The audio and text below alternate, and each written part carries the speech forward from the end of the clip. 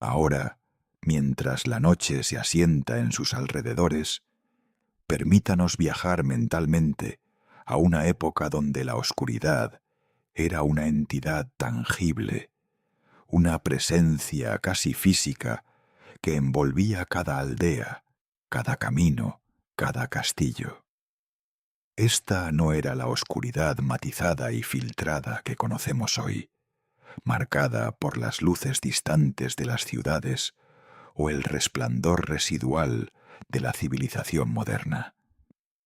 Esta era una negrura absoluta, profunda, que devoraba la luz con una eficacia implacable.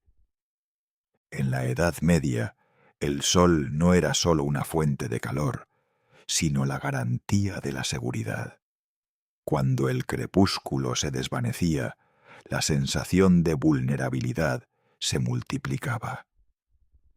Los aldeanos regresaban apresuradamente a sus hogares antes de que la última franja de naranja desapareciera del horizonte, buscando refugio en los débiles límites que proporcionaban las estructuras de madera y barro.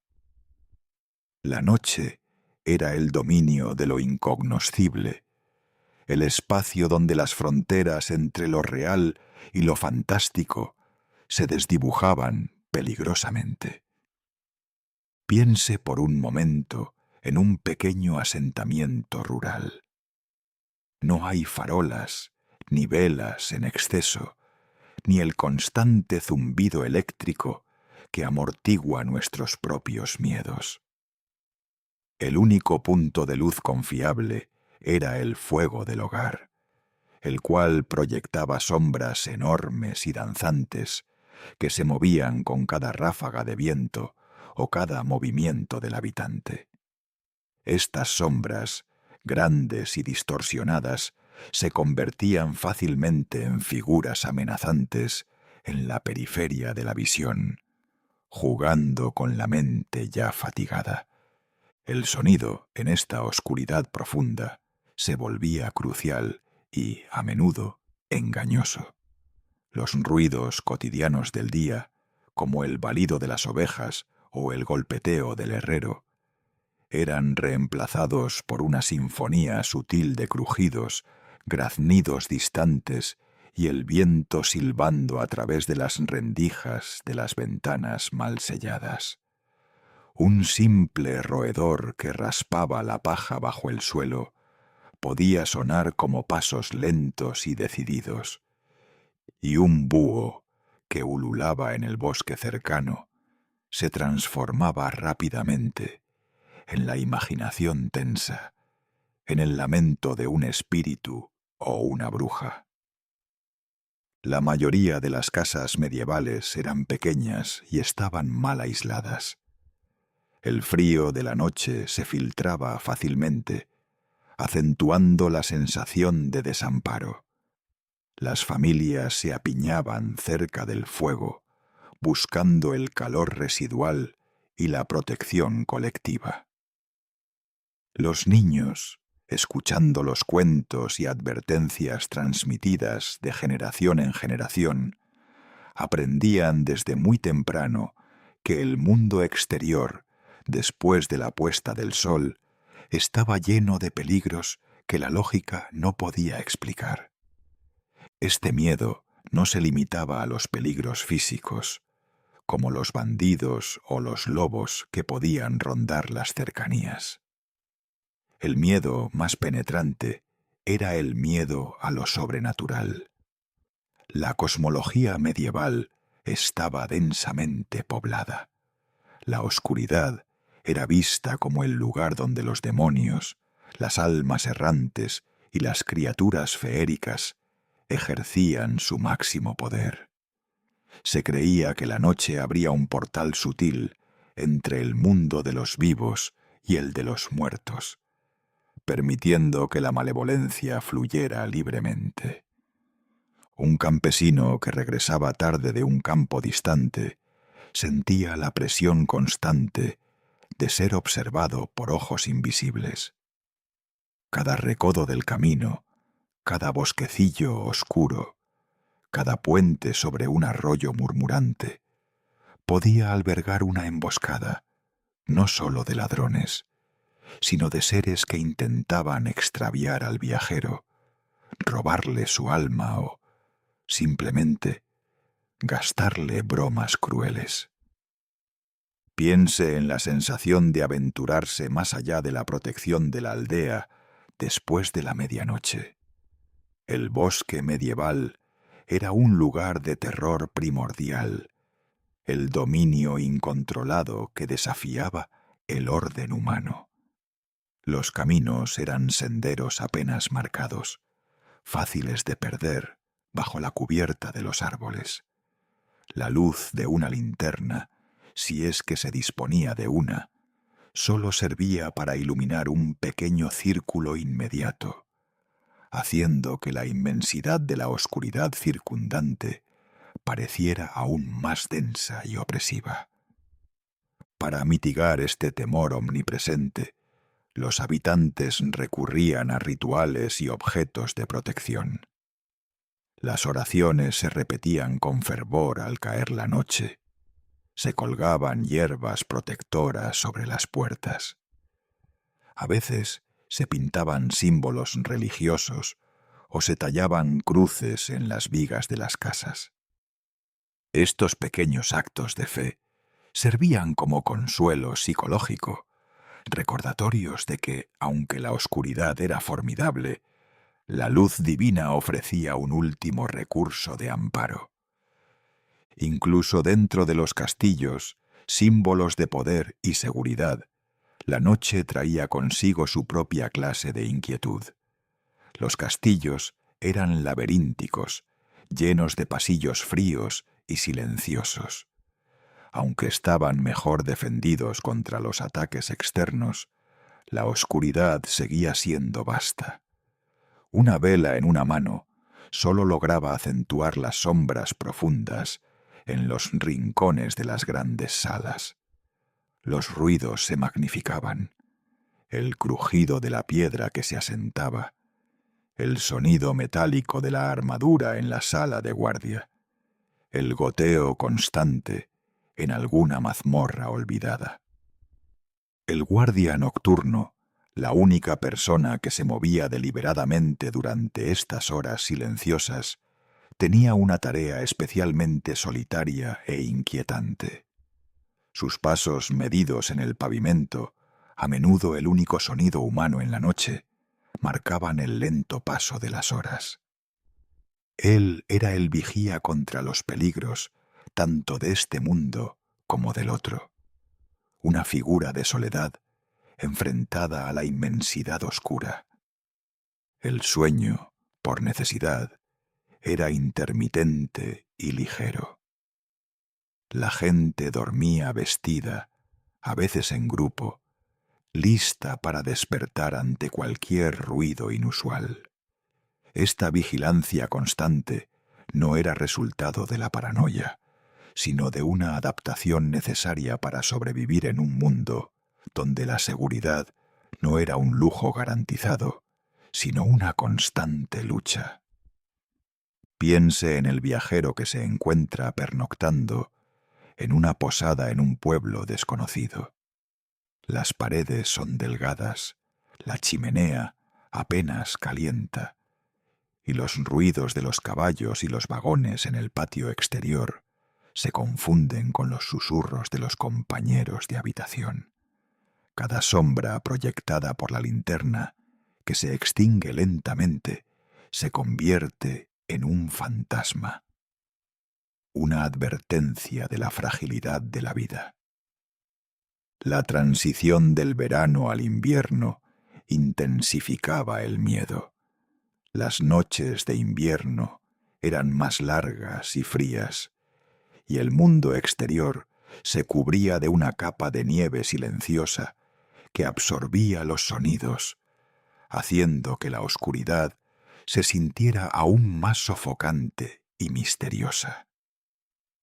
El largo solsticio de invierno era un período de particular aprensión, cuando se creía que las fuerzas malignas alcanzaban su apogeo. Las celebraciones de la época no eran solo festividades, sino también rituales comunales, destinados a conjurar la esperanza de que la luz regresara. La percepción de la luz de la luna también era diferente. Hoy, la luna es vista a menudo como romántica o simplemente decorativa. En la Edad Media, la luna era poderosa, a veces beneficiosa, pero a menudo asociada con la locura y los cambios incontrolables. Una noche de luna brillante era bienvenida porque ofrecía algo de visibilidad, pero también se decía que era el momento en que las criaturas más peligrosas se atrevían a salir de sus escondites. Incluso los objetos más comunes se transformaban. El agua, vital durante el día, se convertía en un espejo oscuro y amenazante durante la noche. El reflejo distorsionado de una persona en un pozo podía ser visto como una señal de inminente desgracia. Las herramientas, dejadas descuidadamente fuera, podían ser utilizadas por entidades nocturnas para causar daño. La soledad nocturna era el peor enemigo de la mente medieval. Estar solo en la oscuridad significaba estar completamente expuesto, sin la protección de la comunidad o la familia.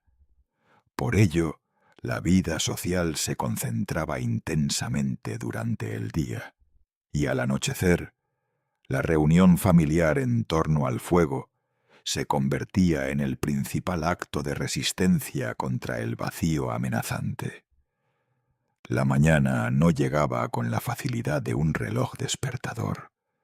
El alba era un proceso lento y gradual.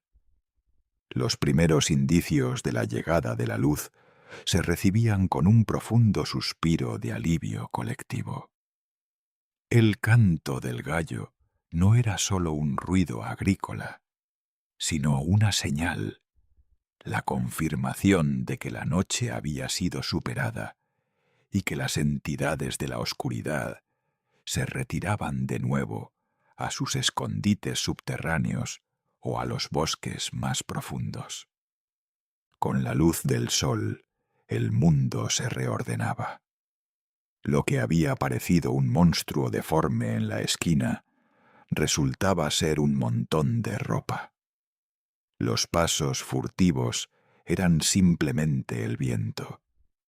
La seguridad regresaba, aunque siempre con la conciencia subyacente de que en unas pocas horas el manto pesado y negro de la noche volvería a descender, trayendo consigo la eterna y misteriosa aprehensión de la oscuridad medieval. Este viaje tranquilo a través de las horas nocturnas medievales nos permite apreciar no sólo la dureza de la vida en aquel entonces, sino también la profunda conexión que existía entre la mente humana, la naturaleza y la fe, en un mundo donde la oscuridad era tan real como la piedra de un muro. Deje que estas imágenes se desvanezcan suavemente mientras encuentra su propio descanso en la seguridad iluminada de su propia noche. Este viaje tranquilo a través de las horas nocturnas medievales nos permite apreciar no sólo la dureza de la vida en aquel entonces, sino también la profunda conexión que existía entre la mente humana, la naturaleza y la fe, en un mundo donde la oscuridad era tan real como la piedra de un muro. Deje que estas imágenes se desvanezcan suavemente mientras encuentra su propio descanso en la seguridad iluminada de su propia noche. La noche medieval poseía una orquestación sonora particular, muy diferente a la cacofonía moderna.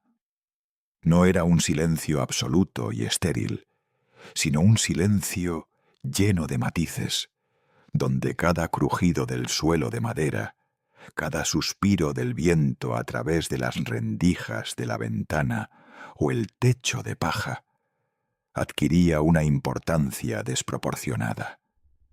El oído, privado de la vista efectiva, se volvía hiperactivo, buscando interpretar la procedencia de cada pequeño ruido.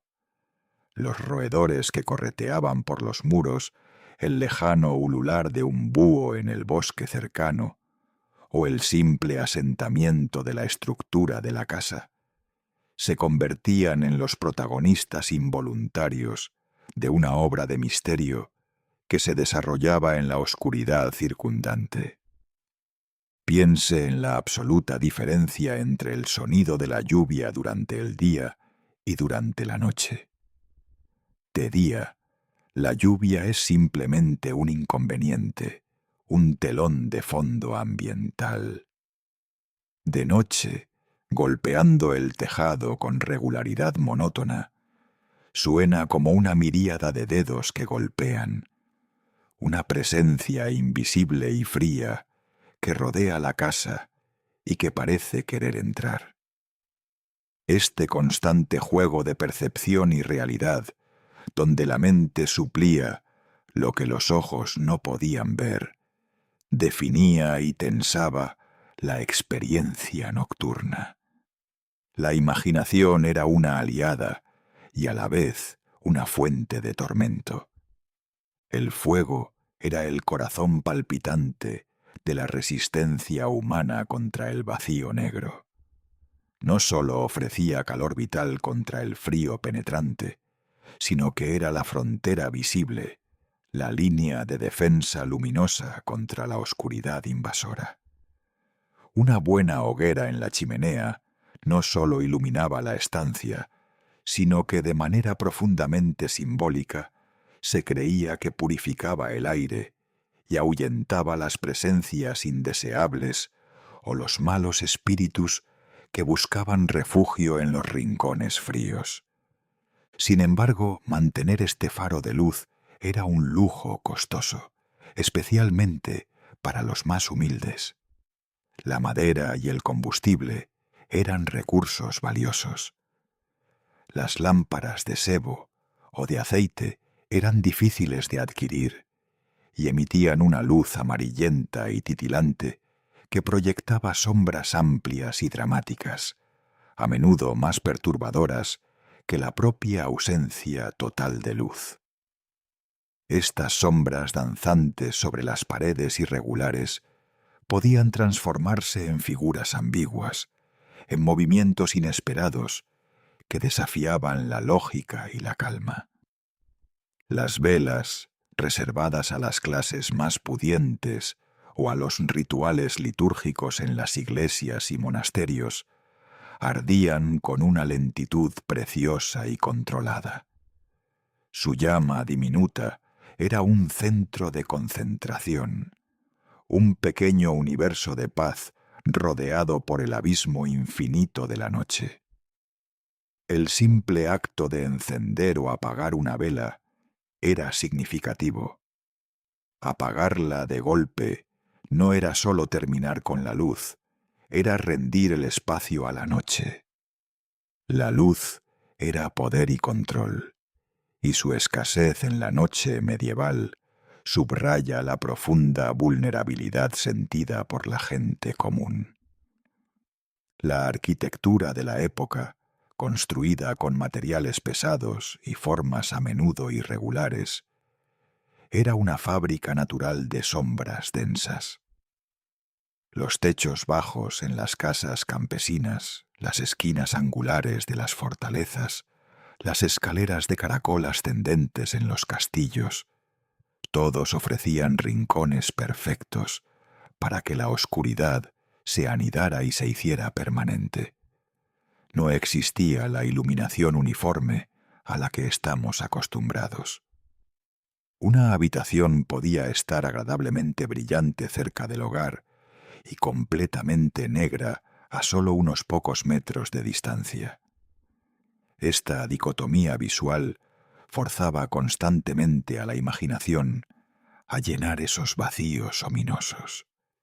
En los grandes castillos, las largas galerías y los pasillos vacíos eran especialmente temidos después de la puesta del sol. El eco de los propios pasos se magnificaba en estas estructuras de piedra fría, transformándose sutilmente en el sonido de algo o alguien más que seguía silenciosamente al caminante. Las armaduras, silenciosas y frías durante el día, parecían adoptar posturas vigilantes y amenazantes bajo la luz parpadeante de una antorcha, recordatorios constantes de la violencia pasada y la vigilancia eterna requerida para la seguridad. La Edad Media entendía la noche como el tiempo de lo liminal, un periodo donde las fronteras entre lo terrenal y lo espiritual se difuminaban hasta casi desaparecer. El miedo no se limitaba a los bandidos errantes o a las bestias salvajes. Había la presencia palpable, aunque invisible, de almas errantes en pena, duendes traviesos que desordenaban los objetos, o incluso entidades precristianas que aún reclamaban su dominio sobre los parajes salvajes y deshabitados. La gente se protegía con pequeños amuletos bendecidos, oraciones específicas murmuradas antes de acostarse, o la simple y poderosa señal de la cruz trazada sobre la puerta de entrada. Existían momentos específicos dentro del ciclo nocturno que eran considerados particularmente vulnerables. La medianoche era, por supuesto, el punto álgido del peligro, el cambio de guardia de las fuerzas oscuras, el momento en que se decía que los hechizos y las maldiciones tenían su mayor fuerza. Pero también la hora inmediatamente posterior a la cena, cuando la digestión se asentaba y la mente se relajaba de las fatigas del día, era vista como un momento propicio para la intrusión de las pesadillas y las malas influencias que buscaban manipular los sueños de los durmientes. Los cementerios, ubicados a menudo justo al lado de la iglesia parroquial, eran lugares de inmensa aprensión nocturna. Aunque se consideraban tierra sagrada y protegida, eran también el punto de encuentro inevitable entre el mundo de los vivos y el de los muertos. Pasar junto a ellos después del anochecer requería un valor considerable y una fe robusta, pues se creía que las almas en el purgatorio, momentáneamente liberadas de sus ataduras temporales, podían susurrar peticiones, lamentos o advertencias a los vivos que se atrevieran a acercarse a la tapia del camposanto. En contraste con la aprehensión constante del campesino o del viajero solitario, existía la noche ordenada y rítmica del monasterio. Los monjes dividían la noche en horas canónicas específicas, dedicadas rigurosamente a la oración, la lectura de textos sagrados y el trabajo contemplativo. Este ritmo estructurado era una defensa psicológica y espiritual extraordinariamente poderosa contra el caos percibido de la oscuridad. La campana del monasterio, que sonaba puntualmente para las vigilias, matines y laudes, no era sólo un llamado litúrgico, sino un ancla sonora en la inmensidad negra de la noche. Era un sonido de civilización, de orden divino impuesto sobre el desorden natural. La luz en el monasterio era también diferente. Si bien era escasa, su uso estaba estrictamente organizado. Se encendían pequeñas lámparas para leer los manuscritos en la biblioteca o para guiar los pasos en los claustros. La disciplina, el voto de silencio y la repetición constante de los salmos creaban un campo de fuerza espiritual de calma. Para muchos habitantes de los pueblos cercanos, la simple conciencia de que existían estos centros de luz y orden en el corazón de la oscuridad ofrecía un consuelo silencioso y profundo, una promesa de que no todo el mundo estaba a merced de las fuerzas incontrolables de la noche. Los monjes que se levantaban en el frío de la madrugada para sus rezos nocturnos eran vistos como los guardianes de la luz. Sus cantos lentos y profundos, que a veces se filtraban a través de los gruesos muros de piedra hasta el pueblo, eran como un bálsamo de seguridad. Eran la prueba de que el mundo seguía girando y que el ciclo de la luz y la oscuridad, aunque terrible en su fase nocturna, era inmutable y finalmente favorable a la llegada del nuevo día. Así, la noche medieval era un entorno de prueba constante, una lección práctica de humildad y dependencia de los ciclos naturales y divinos. Cada amanecer era un regalo renovado, no un derecho garantizado.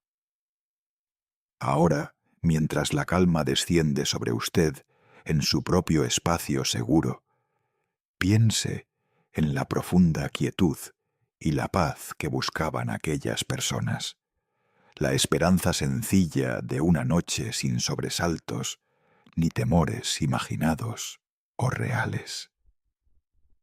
Permita que el recuerdo de esas viejas sombras se disuelva suavemente en el aire que le rodea. El silencio y la seguridad que ahora le envuelven son una gran bendición, una suave y profunda invitación al sueño reparador. Deje que el peso de los siglos y las antiguas aprensiones se aparten, mientras usted se desliza hacia un descanso tranquilo y sereno. La noche, aquí y ahora, es amable. La noche, aquí y ahora, es amable. Sin embargo, para el residente medieval, esta amabilidad era una rareza dependiente de muros robustos y buena fortuna. La oscuridad no era sólo la ausencia de luz, sino una presencia activa, tangible y siempre expectante. Incluso dentro de los confines de una casa humilde, la noche no era un silencio completo. El oído, agudizado por la falta de estímulos visuales, captaba los sonidos mínimos que conformaban el tapiz auditivo de la vida nocturna. Estaba el susurro constante del fuego, el único punto cálido que luchaba contra el frío penetrante que se colaba por las rendijas de las ventanas de piel o lino engrasado. Este fuego, reducido a brasas rojas y humeantes, era el guardián físico de la familia.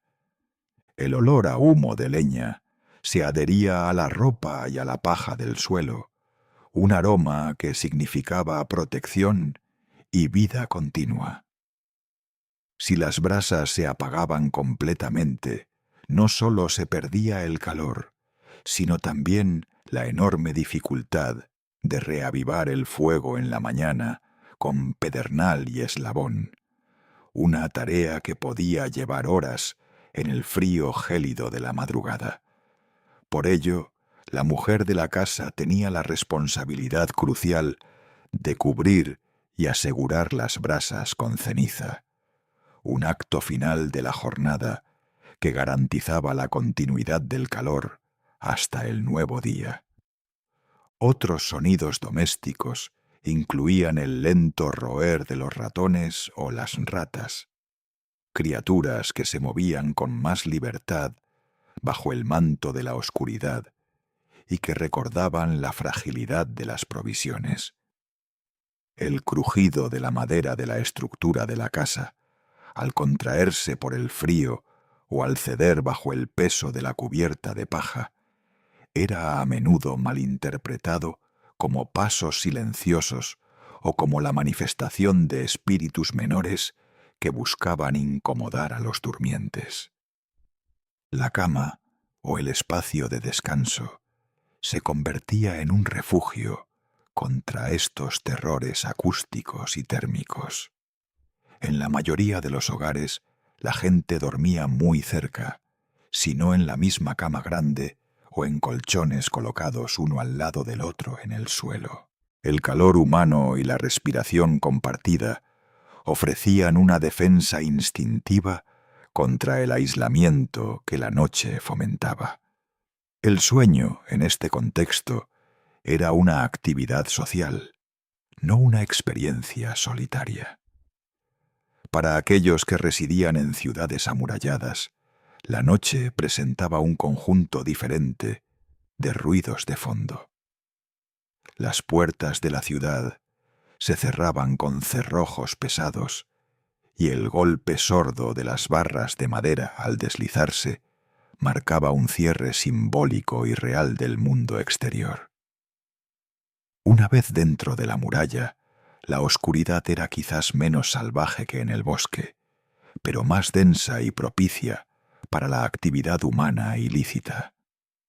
El único sonido regular y autorizado que rompía el silencio de las calles estrechas era la voz del sereno o vigilante nocturno.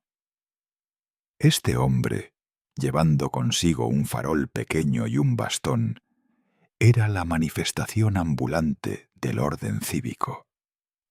Su función no era sólo vigilar contra incendios o ladrones, sino también recordar a los ciudadanos el paso inexorable del tiempo y la persistencia de la vigilancia comunitaria.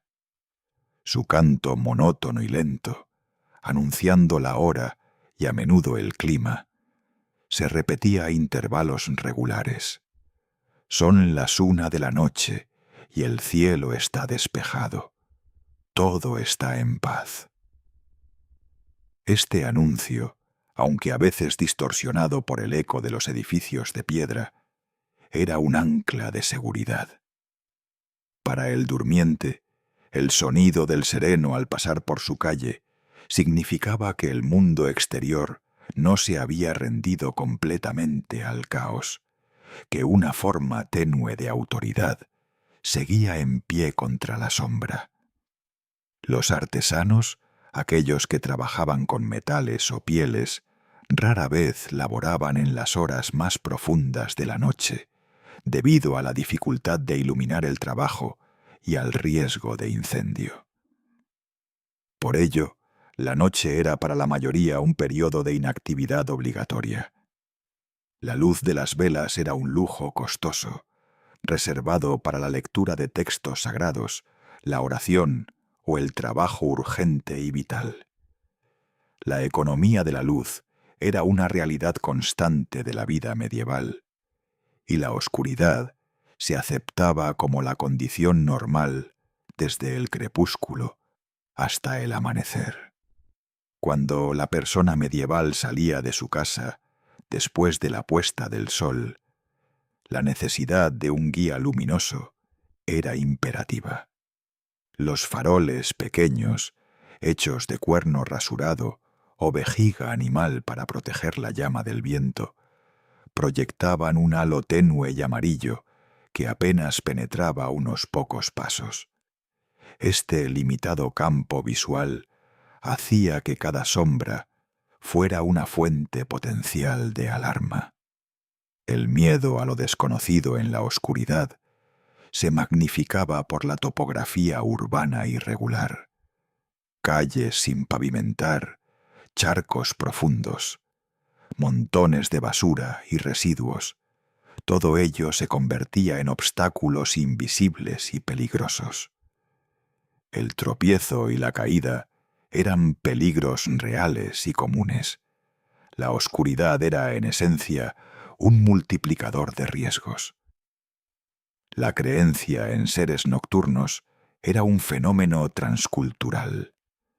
Se creía que ciertos animales, como los búhos y los murciélagos, eran emisarios de lo sombrío. El aullido distante de un perro, o peor aún, de un lobo, provocaba una inmediata sensación de terror, pues el lobo representaba la incursión de la naturaleza salvaje e incontrolable en los dominios del hombre. La noche, además de los peligros físicos o míticos, era el tiempo de la reflexión obligada. Sin distracciones, sin el ruido del mercado o del campo, la mente se enfocaba en sus propias angustias. Las dudas sobre la salvación personal, los pecados cometidos durante el día o la incertidumbre sobre la cosecha futura se magnificaban en el silencio profundo de la medianoche. Este era el terreno fértil para el diablo, que se decía que tentaba a los durmientes a través de sueños perturbadores. Este fenómeno llevaba a muchos a practicar un sueño bifásico. No era raro despertarse en la profunda oscuridad, quizás a la primera o segunda de la mañana. Este período de vigilia nocturna, conocido en algunas culturas como el primer sueño o el tiempo de los fantasmas, era dedicado a la oración silenciosa, a la meditación, o a realizar tareas domésticas menores, como avivar el fuego o visitar a los niños. El segundo sueño llegaba justo antes de la hora más fría, la transición final antes del amanecer. Esta vigilia consciente en la oscuridad ofrecía un tiempo de confrontación íntima con el yo y con el silencio circundante, una práctica involuntaria que hoy hemos perdido en gran medida debido a la luz artificial y a la comodidad moderna. La hora que precedía a las laudes monásticas, o justo antes de que el gallo cantara el primer signo de la mañana, era la hora de mayor prueba. El frío alcanzaba su máxima intensidad y la esperanza del amanecer parecía más distante. Era el momento de la paciencia agotada, la hora en que se sentía la necesidad más profunda de la luz y el calor. Finalmente, el primer indicio de gris en el horizonte, la promesa suave de la aurora, marcaba el fin de la tiranía de la noche. El canto del gallo, un sonido biológico y cotidiano, era celebrado como una victoria sobre las fuerzas que habían gobernado las horas previas. La luz no llegaba de golpe, sino como una lenta y gradual infusión que disolvía las sombras, devolviendo la familiaridad a las esquinas y haciendo que los peligros imaginados retrocedieran a las leyendas. Con la llegada del día se reanudaban las actividades prácticas. Las puertas se abrían, la vida social regresaba y la fe en la protección divina se reafirmaba. La noche había pasado y el regalo del día volvía a ser apreciado en toda su plenitud. El descanso obtenido, aunque interrumpido y lleno de aprehensión, había cumplido su propósito de renovación, permitiendo al alma y al cuerpo prepararse para enfrentar la luz con renovada esperanza. Deje que este ciclo antiguo y profundo de la oscuridad y la luz siga resonando suavemente. Sienta la calma y la seguridad que rodea su propio descanso. Una bendición que aquellos ancestros medievales solo podían soñar en su más profundo anhelo de paz. Siga deslizándose en el sueño tranquilo, sabiendo que la noche actual es una noche de reposo y olvido de toda ansiedad. La tranquilidad le aguarda. La tranquilidad le aguarda. El dominio de la noche medieval era también el reino del oído, pues la vista, despojada de su poder dominante, cedía su primacía a los sonidos. Los ruidos pequeños e insignificantes durante el día se convertían en anuncios magnificados de la posible intrusión o el peligro. El crujido de la madera, una consecuencia natural de los cambios de temperatura y humedad en las estructuras de las casas, se percibía como el sigilo de un ladrón o el paso lento de un espectro. El sonido de las vigas, asentándose en el techo o en las paredes, era un recordatorio constante de la fragilidad del refugio contra el mundo exterior. El viento, al colarse por las rendijas mal selladas de las ventanas hechas de tela engrasada o de piel, producía silbidos fantasmales. Estos susurros se prestaban fácilmente a la interpretación de voces o lamentos, alimentando la imaginación supersticiosa que asociaba el aire en movimiento con espíritus errantes.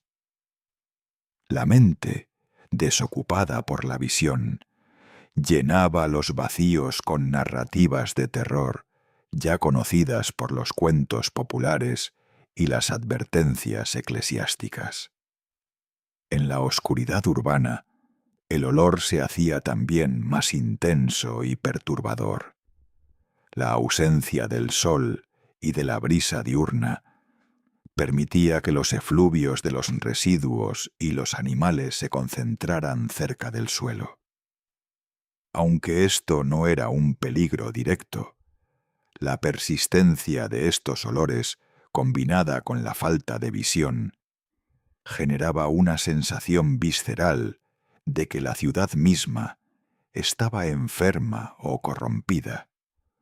Una sensación que se unía al miedo a las plagas y las enfermedades transmitidas por el aire nocturno, que se creía que era más denso y ponzoñoso. Para imponer un orden artificial sobre este caos sensorial, las ciudades dependían de los sonidos programados. El toque de queda, literalmente el sonido que ordenaba cubrir o apagar los fuegos, era un evento clave al inicio de la noche. Era una señal de disciplina, pero también una advertencia de que la vigilancia pública había disminuido y que cada individuo debía confiar principalmente en sus propias defensas. Tras este toque, el silencio se volvía oficialmente obligatorio. Sin embargo, ese silencio nunca era absoluto. En las ciudades más grandes, la presencia de la guardia nocturna, los vigilantes o serenos, proporcionaba una capa de seguridad audible. Estos hombres caminaban lentamente, portando faroles más grandes y a veces bastones o armas sencillas. Su llamado periódico, que anunciaba la hora y el estado del tiempo, era un sonido dual. Por un lado, ofrecía un gran consuelo, un recordatorio de que la autoridad civil no había abandonado completamente la calle. Por otro lado, la aparición del vigilante interrumpía el descanso y señalaba que la noche era un tiempo de trabajo, de peligro potencial y no sólo de reposo. Más importante aún, la noche estaba marcada por el ritmo incesante de las campanas de las iglesias y los monasterios. Estas campanas no sólo llamaban a la oración a los religiosos, sino que servían como el único reloj confiable para toda la comunidad. La primera campanada de maitines, que rompía el silencio profundo de la medianoche, era la señal de la segunda vigilia, la que recordaba a todos los durmientes su obligación de meditar sobre la fugacidad de la vida. Las horas canónicas impuestas desde la oscuridad eran un recordatorio constante de que el tiempo era un recurso divino y que incluso el sueño debía ser regulado por la disciplina espiritual. Al moverse del exterior hostil al interior protector, encontramos que el hogar era el principal santuario contra la noche. La mayoría de las familias dormían en un solo espacio común, a menudo cerca del hogar o chimenea. Esta disposición no era solo por calor, sino también por seguridad psicológica. La proximidad de otros cuerpos ofrecía un consuelo tangible contra el miedo a estar solo en la oscuridad. El aliento compartido, el movimiento suave de los durmientes creaba una manta sonora de humanidad. El fuego, incluso cuando se reducía a brasas cubiertas de ceniza para conservarlo hasta la mañana, era la encarnación de la luz domesticada. El calor residual que emanaba del hogar era una barrera física contra el frío penetrante y una barrera simbólica contra las fuerzas demoníacas que se creía que habitaban las esquinas más frías y oscuras. Mantener vivo el fuego, incluso en su forma más tenue, era un ritual esencial para asegurar la supervivencia y la protección de la familia. La cama o el lecho mismo era otro centro de protección. Las camas, a menudo elevadas del suelo para evitar la humedad, y las criaturas rastreras, se cerraban a veces con cortinas gruesas. Estas cortinas ofrecían un pequeño espacio de privacidad y, crucialmente, creaban una barrera visual entre el durmiente y el resto de la habitación sombría. Dentro de este nicho textil, el individuo podía encontrar una sensación de encapsulación, un retorno al útero simbólico, seguro de la amenaza externa. Los objetos de fe desempeñaban un papel vital en mitigar la ansiedad nocturna. Crucifijos, reliquias menores, imágenes de santos protectores, especialmente San Cristóbal o San Jorge, y el agua bendita guardada cerca del lecho eran más que símbolos. Eran defensas activas.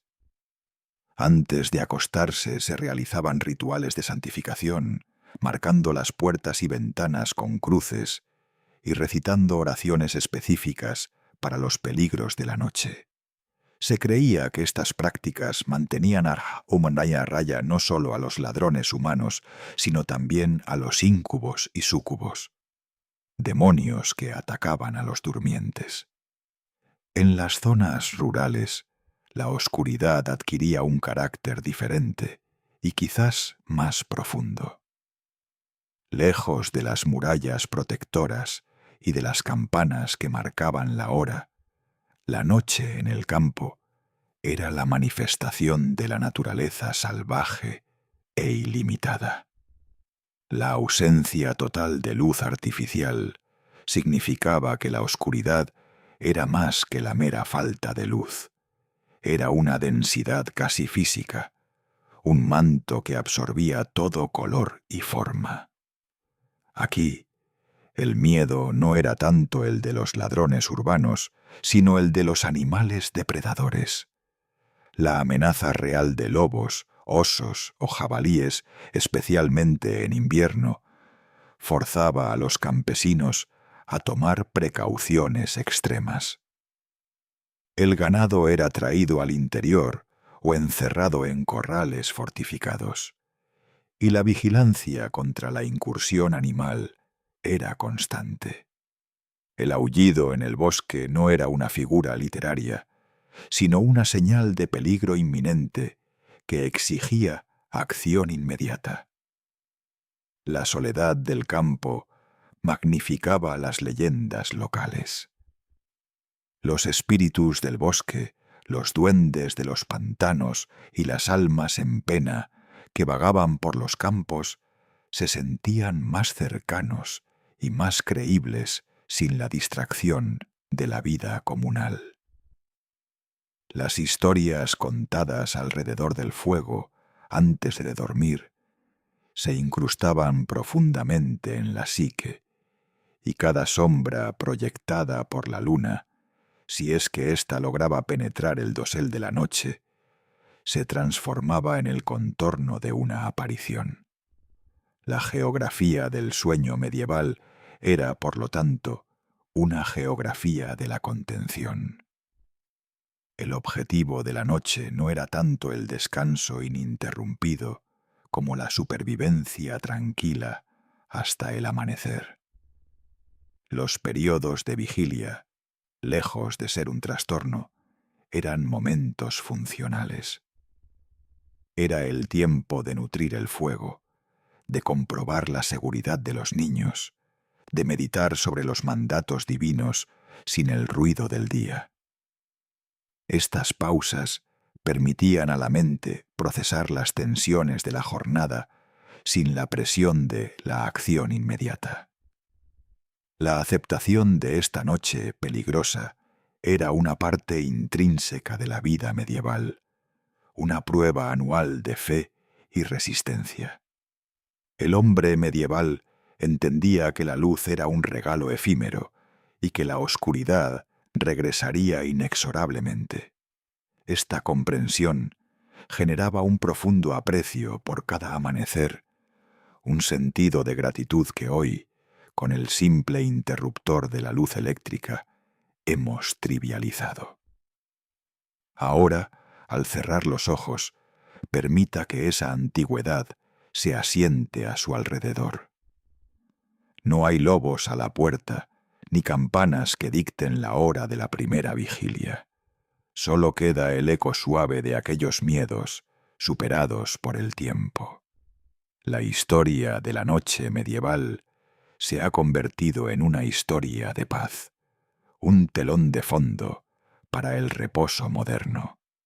Deje que el silencio profundo y la quietud confortable de su propio espacio le envuelvan. Siga el camino hacia un sueño ininterrumpido y reparador. Sienta la calma que trae la seguridad de la luz disponible, un lujo silencioso que disuelve todas las sombras. Continúe su camino. Continúe su camino. El camino del sueño, en la Edad Media, era un sendero marcado por el tenue resplandor del fuego. La gestión del fuego durante la noche era, de hecho, una de las tareas más críticas y constantes, superando en urgencia a muchas de las labores diurnas. El hogar no era sólo una fuente de calor, sino el corazón visible de la seguridad. Si el fuego se extinguía por completo, la oscuridad pasaba de ser simplemente una ausencia de luz a una amenaza concreta y fría, y el reinicio de las llamas a la mañana siguiente era una tarea ardua y prolongada. Por ello, se desarrollaron métodos meticulosos para preservar las brasas.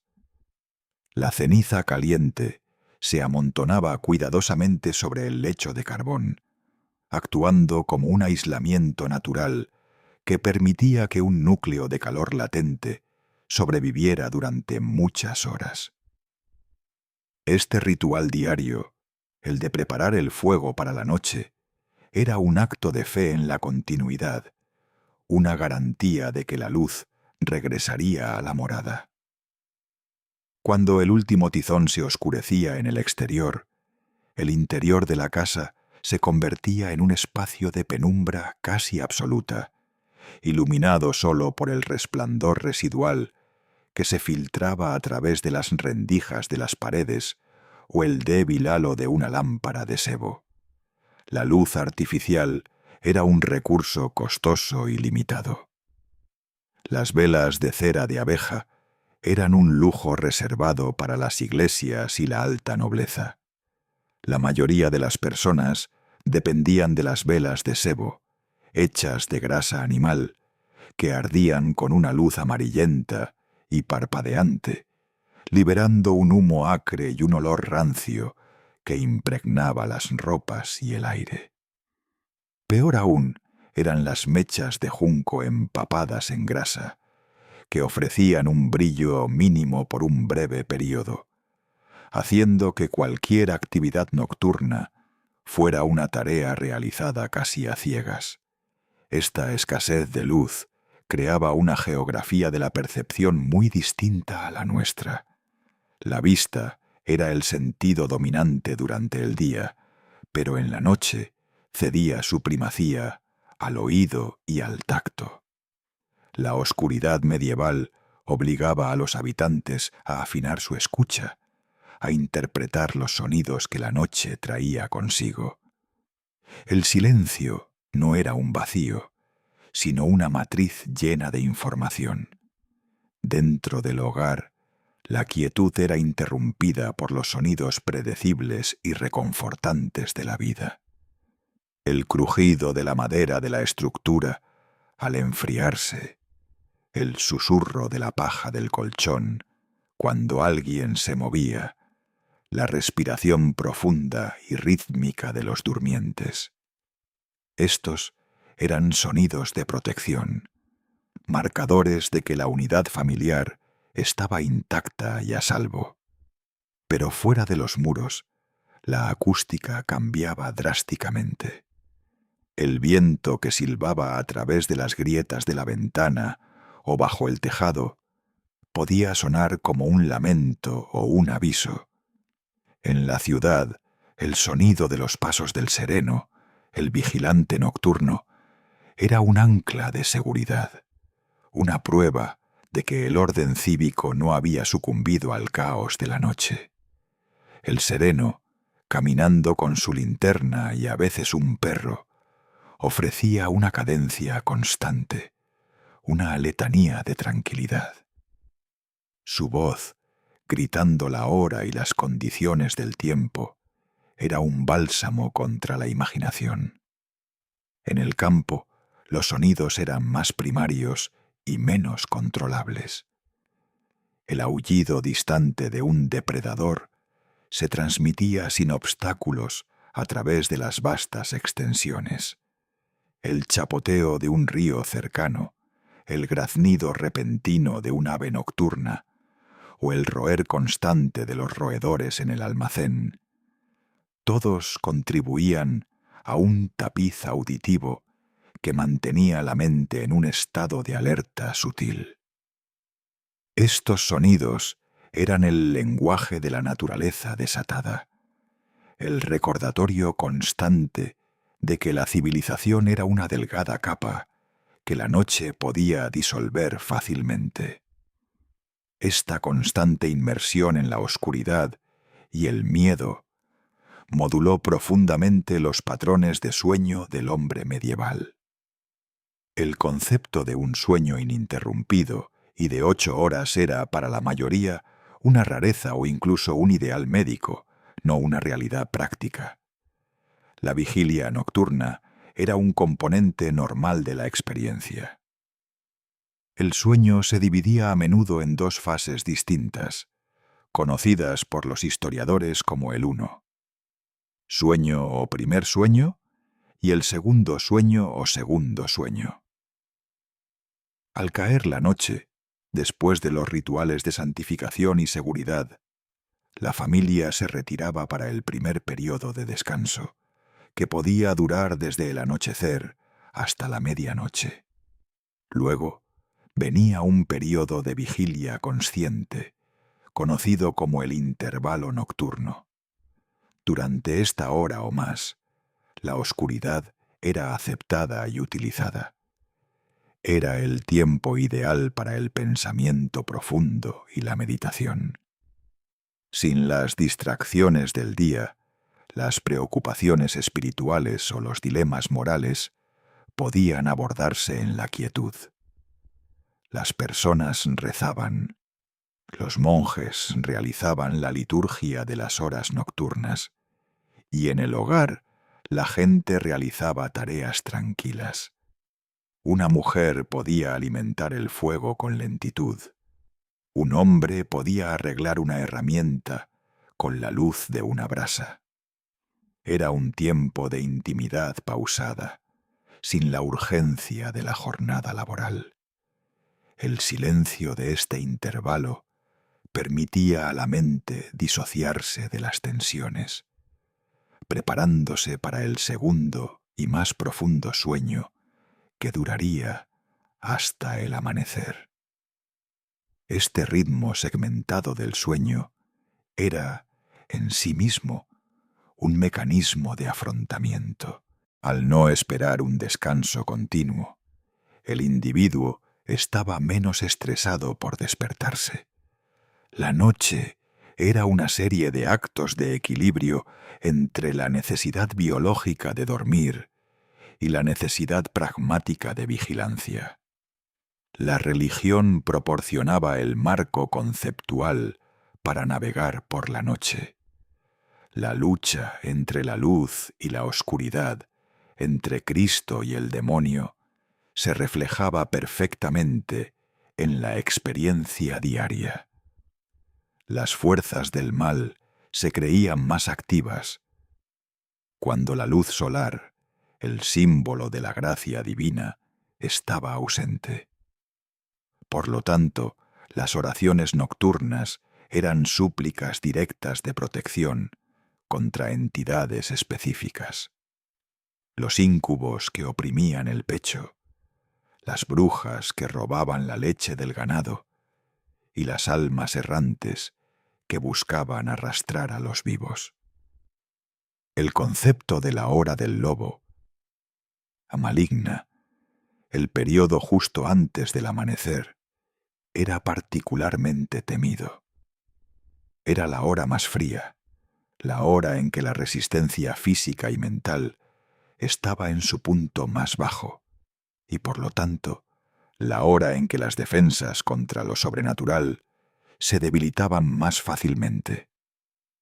Superar esta hora, ver el primer destello de gris en el horizonte, era una victoria menor de la luz sobre la sombra. La relación del hombre medieval con el tiempo estaba intrínsecamente ligada a este ciclo de luz y oscuridad. El tiempo nocturno no se medía con precisión. Las clepsidras o relojes de arena eran imprecisos y raros. En cambio, el tiempo era marcado por los eventos. La primera vigilia, el canto del gallo, la hora de maitines. Esta percepción orgánica del tiempo, basada en el ritmo de la naturaleza y de la comunidad, reforzaba la sensación de que la noche era un tiempo de espera, un interludio a ser superado, más que un tiempo productivo. Piense ahora en esta dualidad, mientras la quietud se establece a su alrededor. Ya no necesita preocuparse por la mecha que se apaga, ni por la aparición repentina de un animal salvaje en el umbral. El silencio que lo rodea no es el silencio amenazador de la campiña medieval, sino el silencio asegurado por la tecnología y la distancia, un silencio que ha sido conquistado. La luz que hoy tenemos a disposición, un lujo que el hombre medieval no podía ni imaginar, actúa como una constante protección invisible. Ella disipa las sombras de la ansiedad y garantiza que la oscuridad sea simplemente descanso, no un campo de batalla. Deje que esta comodidad moderna se filtre en su mente, permitiendo que cada preocupación residual se disuelva en la certeza de la seguridad de su entorno. Su cuerpo ahora está libre de la obligación de la vigilia. Ya no hay necesidad de levantarse para comprobar las brasas o para recitar oraciones de defensa contra los demonios nocturnos. Solo queda la invitación al reposo continuo y profundo.